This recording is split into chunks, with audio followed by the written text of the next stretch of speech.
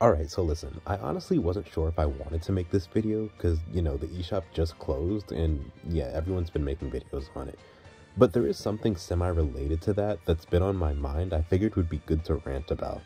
Mainly some of the sentiments of nostalgia and what I know a lot of people must feel toward the handheld ecosystems of old. And, in thinking about the 3DS lately, I've just been reflecting on where things are going in terms of handheld experiences for the future. Straight up, I've always had a bias in favor of handhelds over home consoles. Like, it's interesting because as a kid, I was actually a pretty casual gamer, and I never kept up with gaming news, rumors, or even pre-release hype for games or anything like that. The most I was into was watching Checker Conroy as a teenager and found it cool whenever he let's played one of the games I was actually familiar with. Because of all that, and because I was a kid with A, no money, and B, no way to traverse the world on my own, getting games well into my teen years was a very special deal for me. And now that I'm an adult, I can appreciate how that was also the case for my mother as well, as she was the main person to buy them for me. And she really didn't have the money to buy every little thing that came out. So yeah, just being able to own a handheld every couple of years became a pretty intimate experience for me. A unique little world that was entirely different from home consoles that I just always preferred. Don't get me wrong, I played my fair share of home consoles too, but across my whole life, it's only been the OG Xbox, the Wii that almost everyone had, and the Xbox 360, and the Wii U as well, though mostly through other people, considering I never directly owned one, but that's pretty much it. I always had more motivation to invest myself in the handhelds. It was that separate ecosystem of weird, gimmicky stuff on the DS, and even the crazy disparity in graphics when games had multi-platform releases that, while yeah, was frustrating at times, also had some charm to it, Like, straight up, yes, guys, I know Xenoblade 3D is probably the worst of the modern releases when compared to the Switch versions. I mean, look at this. But you know what? To this day, I don't even care. Like, even now, I have a ton of love for this port because at the time, I didn't even have any way of playing Xenoblade 1. So when I found out they were porting Xenoblade to the 3DS, I lost my mind. I'm not joking when I say this red 3DS you see here, I got through spending all of my high school graduation money just so I could play Xenoblade on it. Because it required a new system and all. And that's the thing, really. I'm sure there's tons of people out there with similar stories about their respective franchises that they love as well.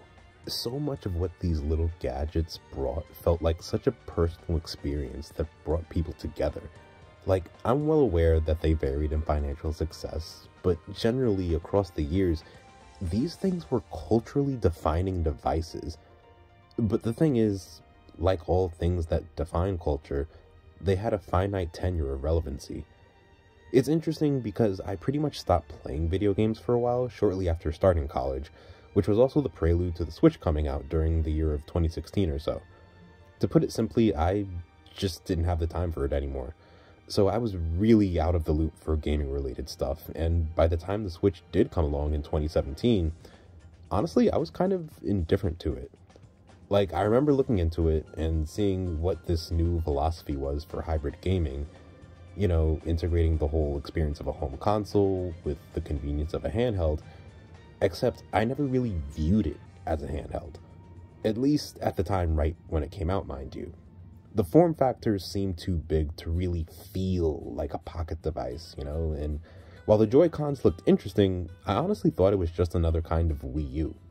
Just more of the same, to put it simply. That's not to say I didn't want to play it though, but at the end of the day, I was a busy college kid with no time and definitely no money to buy the thing. But that all changed in 2019 when I was set to graduate and heard about the Nintendo Switch Lite, and oh boy was I excited. This was everything I wanted deep down inside. A new dedicated handheld that also gave you the Switch experience, and that's exactly what I got that year too.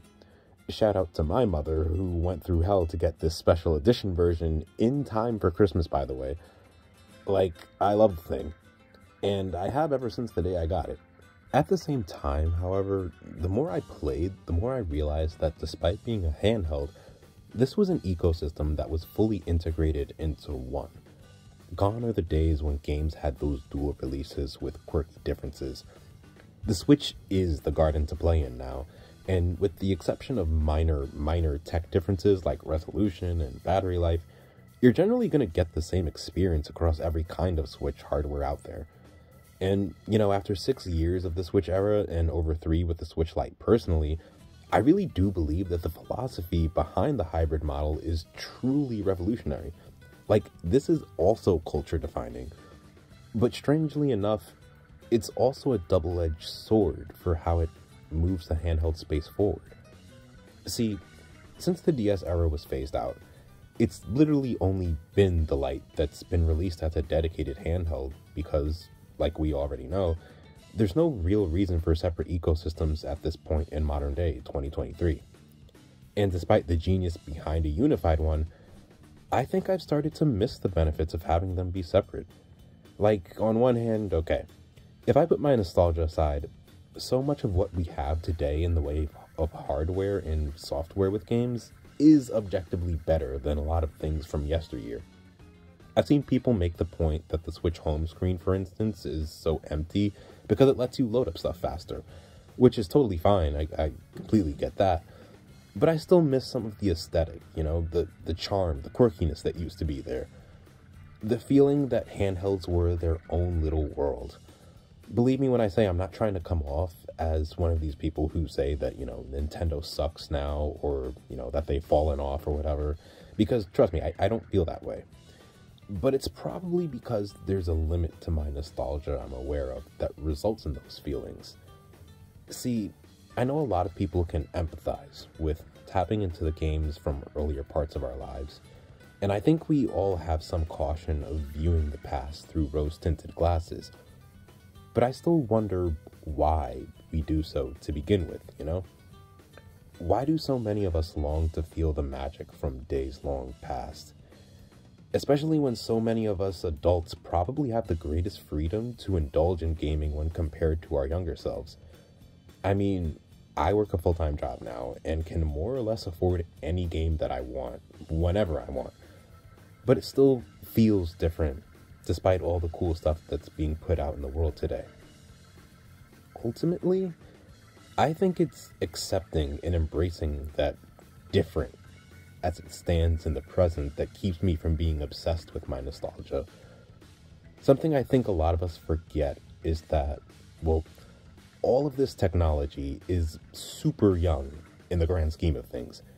It's literally been less than 100 years since the inception of all these things that have changed the lives of a sub-portion of the human race. One can only imagine what gaming tech is going to look like 300 years from now, let's say, and how that may resonate and inspire the people of that time in a similar way to what we romanticize in our own past. The reality is, this technology was always destined to move beyond us and what comforts our inner child. Those years we can recall right now are someday just going to be a drop in the bucket when looking at the tenure of humans' relationship with gaming. Something like the eShop closing is just a small part in that progression, really. It signifies that we're having to move on from a moment in history. And yeah, I know there's a huge discussion on Nintendo as a company choosing to dig a grave for all this stuff. Trust me, I share the same sentiments of disappointment over that. But think about it from another angle. If it wasn't closing the eShop now in 2023, it would be something else lost to time, maybe 50 years from now, maybe by another company that all the young kids will be talking about. I think when we zoom out and look at the grand scope of time, there will come a period in human history where we have to part ways with all this stuff. At the end of the day, the hardware will eventually break over the course of time, and while all the human efforts to uphold digital preservation are amazing, I find it hard to believe that bits and pieces of history won't start to be left behind, little by little as the decades add up into centuries and into millennia and so forth. No matter how many generations of humans inherit our libraries, ultimately, they're not going to be able to keep up with everything. That's not to come off as overly pessimistic, though, because despite this harsh truth, I don't think it's pointless to want to honor those archives as many do today. How I exist and how you exist in this world has undoubtedly changed over the past few decades, and I'm sure that's a mix of good and bad. But the truth is, we're here in a different place in the present as people, and that means figuring out how to honor the things of the past, consistently falling into the status of retro, while also making a home for the new stuff of today in our hearts. And I think it's beautiful there are people doing just that through all of these newer handheld devices outside of Nintendo. You know, stuff like all of these portable gaming PCs, retro pocket devices, and stuff like that. It's clear from the get-go how they derive inspiration from a lot of the old school hardware that people love, while also embracing the convenience and hybrid factor popularized by the Switch. Yeah, a lot of these are business moves when you boil it down, which is a whole other conversation, but I'm glad that it exists nonetheless. Even stuff like modding in the way of software I include with this as well. It can't be discounted that there are people way smarter than me somewhere out there who genuinely care enough to build on pre-existing technology in crazy ways. At the end of the day, I think that's what it's all about. Building on things that have meant something to all of us, even if it is finite. Sooner or later, we always have to find acceptance in laying something to rest, but that doesn't discount the way we were inspired or the memories we have connecting with friends over things so small and intimate. Games are a simulation of reality in many ways, and handhelds have been one of the most important mediums to show me that. So yeah, however they may change or evolve is something I have faith will keep resonating with humanity, all for the better.